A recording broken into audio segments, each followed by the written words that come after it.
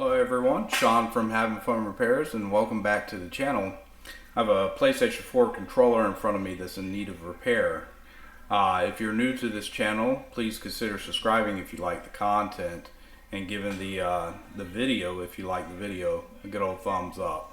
Additionally, I operate Having Fun Repairs as a business here in Oklahoma, so if you have something that you'd like repaired, please go to my Google site, link in the description. Or if you just enjoy this channel and want to give some thanks, there is a PayPal link in the description and you can donate to this channel. Now, there's been plenty of videos concerning controller repair. I'll just go ahead and add my own repair video, but like I said, there's a lot of people who do this. And they probably have better videos than I do. That being said, we're going to diagnose the issues that are with this controller and attempt to repair it. So let's begin. Now I'm using a gamepad tester. You can just Google it. It'll bring you to a website. You hook your controller up to your computer, and it will allow you to do some pre-diagnostics. Now, while I was using this, the left analog stick, even though it's registering button press here, it was kind of iffy.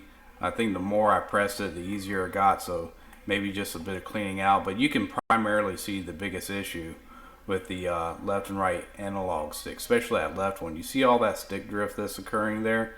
It's pretty substantial. Now I can go through and spin the controller out, but sorry, not the controller, but the stick out. But you can kind of see some similar issues between both of the joystick. Let me turn on the test circularity. Okay, test circularity is on, and we'll slowly test the the left joystick. And you see what's occurring where it's going fully out in some areas beyond the border, and then in other areas it's just not quite making it out far enough. Now this is most likely due to dirt inside the Joy-Con itself, or the joystick, or whatever you want to call these, but that can most likely get cleaned up and that will remedy the issue. This one I'm not so sure. It might need to be replaced. 8 on the left, 11% on the right. When I go super slow, you can kind of get out there, but you see right in there where it's dipping back in. Now it's going out again. Maybe some cleaning, maybe we can get some life back into the right stick. But that stick drift is always going to be an issue. As a matter of fact, when I play a game, if it's a first-person game, the character will tend to drift out to the left, wherever the character is facing. Same thing with vehicle racing games. If you're having to use the right stick during like a vehicle jump to help level off your car, it'll start to tilt on its axis, or its vertices, whichever way. But essentially what we're going to do is take this controller apart, give it a good clean to see if that remedies the issue, test it again, and I'll annotate that 8.8 and 11.4% error rate to see if it's better. If not, then we're going to have to replace these, the left and right stick, and test again. So let's tear it apart.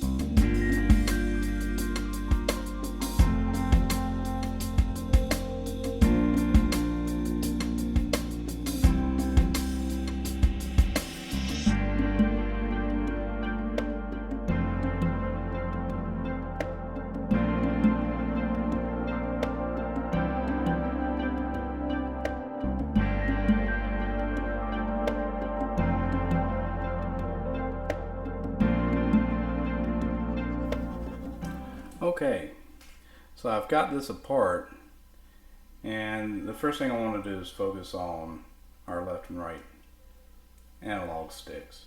Now, outside of just normal wear, they don't look too bad, but what I'm going to do is get a little CRC QD cleaner down into them and move them around a bit, and then I'll have to reattach this cable in and hook back up the micro USB, but we can test them from there.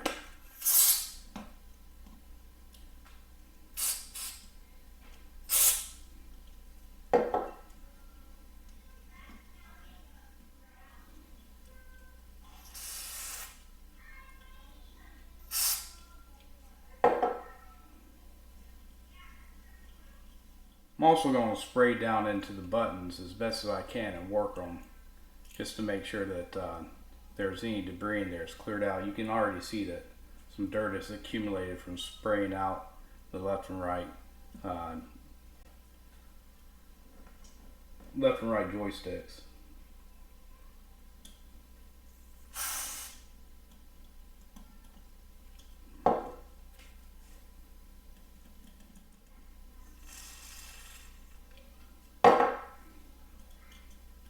I also need to focus on getting inside of these potentiometers here. They're pretty much communicating to the device the position or orientation of our actual joysticks. Those are primarily the issue that you have with these type of devices.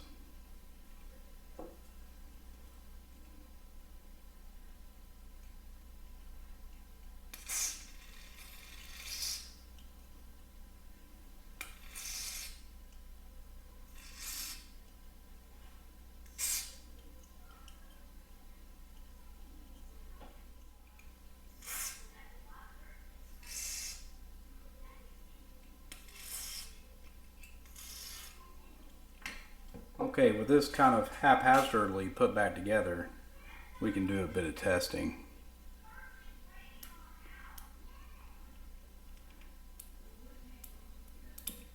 Oh, still registering. Oh, I think I unplugged it. There we go.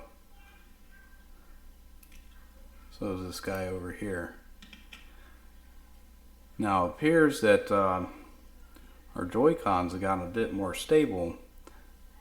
Let me try turning back on the test circularity function, and let's see if anything has improved. Left was what, 8.8? Yeah, let's do that one first.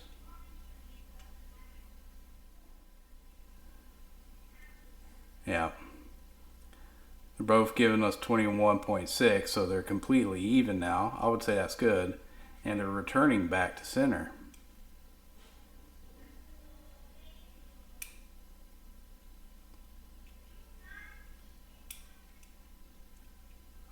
Seems like just a little bit of cleaning has fixed that.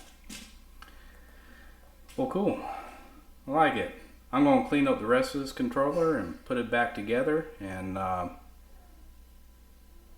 do a final test, and we should be good.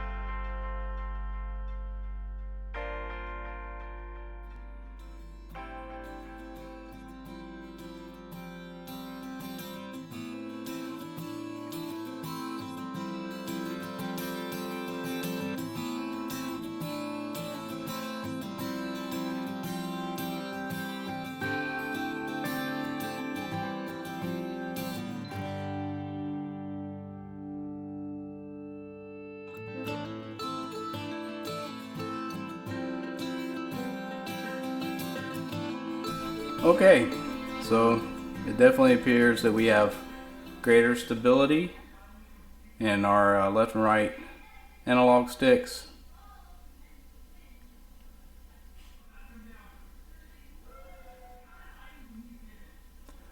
We're fully returning to center, so that's good. Let's test the button. Good.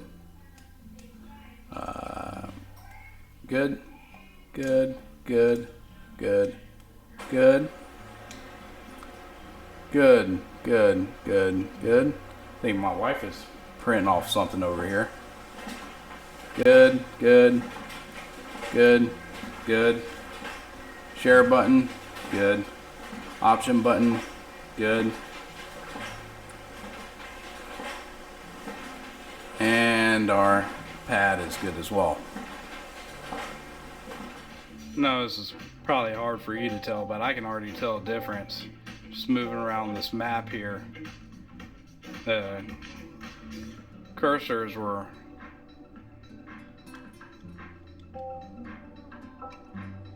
often moving around on their own. Especially if I went off of an item, it would start drifting to the left. So I'm pretty happy with that.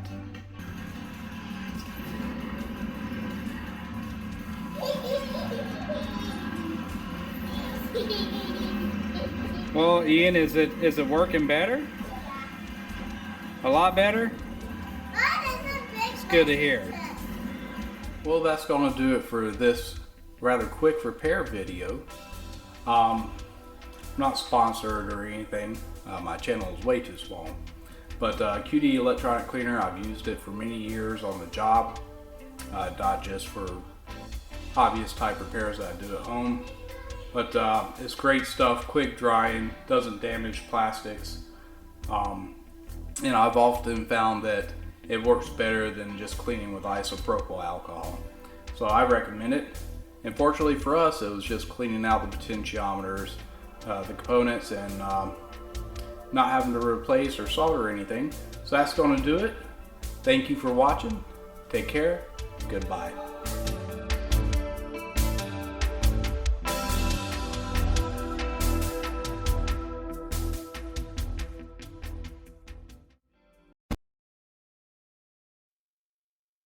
Bark?